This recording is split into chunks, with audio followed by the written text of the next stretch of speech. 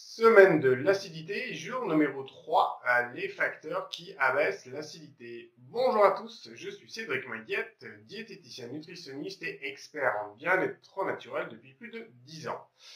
Alors, on a vu toute la semaine la présentation de l'acidité, comment la mesurer, quels sont les facteurs qui augmentent cette acidité. Et bien, aujourd'hui, on va voir quels sont les facteurs du coup qui l'abaissent.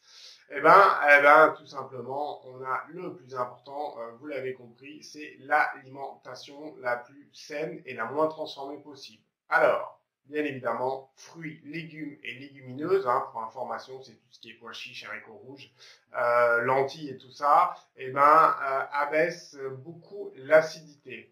Donc après, tous les autres de manière globale sont soit plutôt neutres ou soit très acidifiants, comme on l'a vu hier, si vous prenez des produits ultra transformés et ultra raffinés. Donc voilà, grosso modo, les fruits les plus basiques, c'est-à-dire qui abaissent le plus l'acidité et qu'il faut vraiment privilégier dans le cadre d'une baisse d'acidité globale du corps. Donc on peut les prendre, ces fruits et ces légumes, et ces légumineuses donc en alimentation bien évidemment. Après on peut prendre les jus de légumes.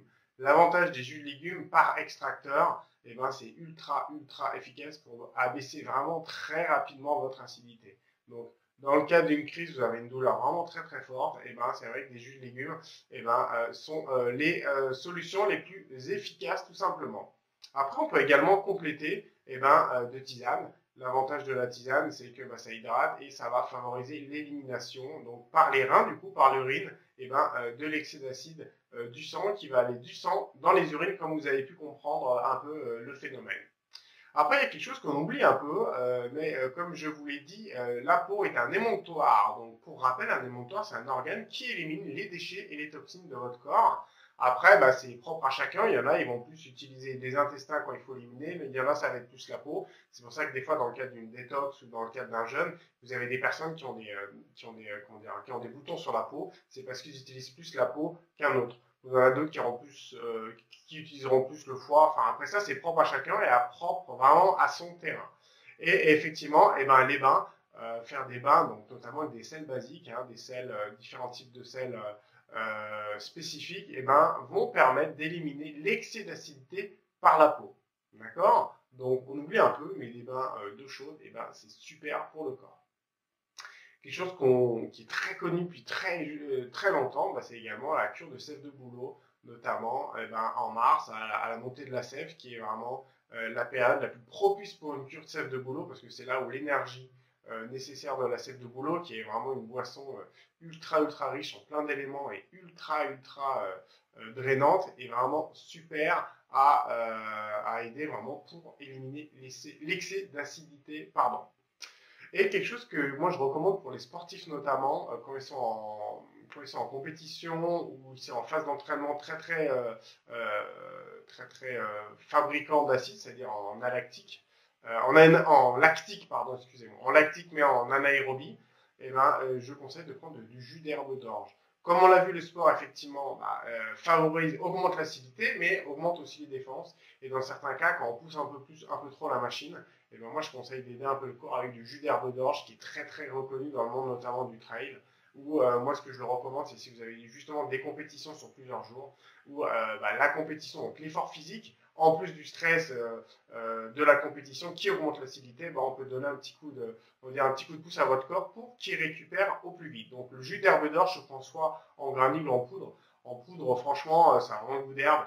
Faut être un peu un puriste pour l'aimer, mais bon, il y en a qui aiment bien, donc voilà. Mais sous forme de gélule ou de comprimé, ça fonctionne tout aussi bien. Alors, quelque chose qu'on parle souvent, c'est évidemment, quand c'est acide, il faut prendre des bases, et il y a le bicarbonate de soude. Alors, le bicarbonate de soude, même en qualité alimentaire, je déconseille plutôt parce que c'est peut être très indigeste. Pour rappel, en fait, dans votre estomac, c'est très acide. Et si vous ramenez quelque chose de très basique, ça n'aime pas trop les échanges, on va dire, un peu brutal de pH, donc de taux d'acidité dans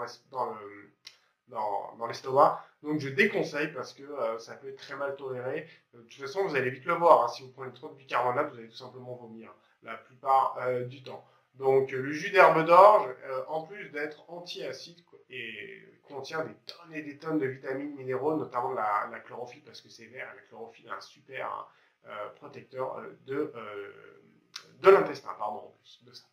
Et quelque chose également qui fonctionne très bien, c'est le jeûne, effectivement. Du moment qu'on n'apporte pas d'acide, enfin de source d'acide par l'alimentation, et le jeûne va aider à éliminer la plupart des toxines que vous avez dans votre corps. Attention au jeûne, ne pas faire n'importe quoi. Je ferai un sujet sur ce thème dans quelques temps.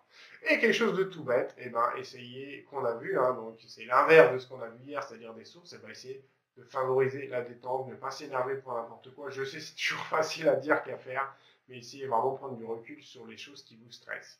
Et quelque chose aussi qui est très facile à faire et qui fait du bien, c'est mieux dormir tout simplement. Comme je vous l'ai déjà dit, le sommeil est vraiment une phase hyper importante pour un bien-être global. Et en général, quand on réduit les heures de sommeil, si on est déjà malade ou on a un état qui n'est pas très stable, c'est vrai que ça ne fait qu'empirer. Dormez, c'est un remède gratuit et qui fonctionne très très bien.